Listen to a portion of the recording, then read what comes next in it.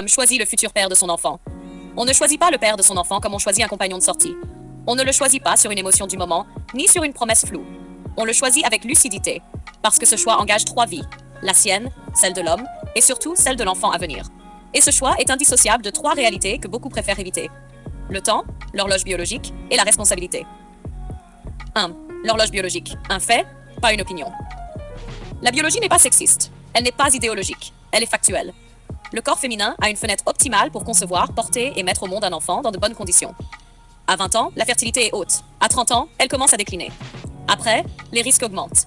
Difficulté à concevoir, grossesse plus complexe, fatigue plus lourde, pression psychologique plus forte. Ce ne sont pas des jugements. Ce sont des données médicales. Ignorer cette réalité ne la supprime pas. La nier ne la ralentit pas. Et plus le temps passe, plus le choix du père devient stratégique et non romantique. Le temps. Allié ou ennemi selon les décisions.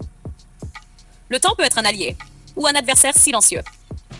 Chaque année passée sans construction réelle use l'énergie, accumule des déceptions, rigidifie les critères, réduit les marges de manœuvre. Le temps ne juge pas, mais il additionne. À 25 ans, on peut se permettre l'exploration. À 30 ans, on doit entrer dans la sélection. Après, on est souvent dans la réparation. Le temps ne rattrape jamais un mauvais choix, il ne fait que le révéler plus tôt ou plus tard. Part 3. Mariage et bébé. Remettre l'ordre logique. Un bébé avant le cadre, c'est un pari. Le mariage avant le bébé, c'est une structure. Le mariage n'est pas une obligation sociale dépassée. C'est un outil de sécurisation. Juridique, émotionnel, organisationnel. Un enfant n'a pas besoin de 2 adultes amoureux. Il a besoin de 2 adultes alignés, responsables et engagés. L'amour fluctue. La responsabilité, elle, doit rester. Faire un enfant sans cadre solide, c'est transférer l'instabilité émotionnelle des adultes sur un être qui n'a rien demandé. 4. La responsabilité du choix féminin. Choisir le père de son enfant, ce n'est pas choisir l'homme qui plaît le plus aujourd'hui.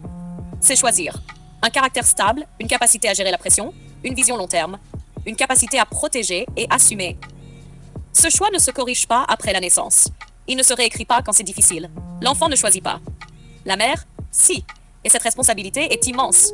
Ce n'est pas une question de domination. C'est une question de Choisir le lucidité futur père de adulte. son enfant, c'est accepter une Cinq. réalité simple. À Le 30 temps ans, est limité, l'homme n'est pas la un risque, responsabilité il est est une réelle. bénédiction. L'enfant mérite mieux À qu'un 30 pari. ans, un homme sérieux, Le vrai luxe structuré, n'est pas de constant, retarder indéfiniment. n'est pas un frein à Le vrai luxe, l'épanouissement. c'est de choisir Il est juste une à temps. bénédiction stratégique, parce qu'il apporte du cadre, de la stabilité, une vision, une sécurité émotionnelle et matérielle. Ce n'est pas renoncer à sa liberté, c'est choisir une liberté sécurisée dans laquelle l'enfant peut grandir sans chaos. L'homme prêt à être père n'est pas parfait, mais il est prévisible, responsable et constant. Et ça, pour un enfant, c'est vital.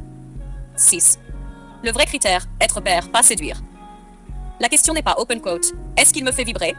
Close quote. La vraie question est,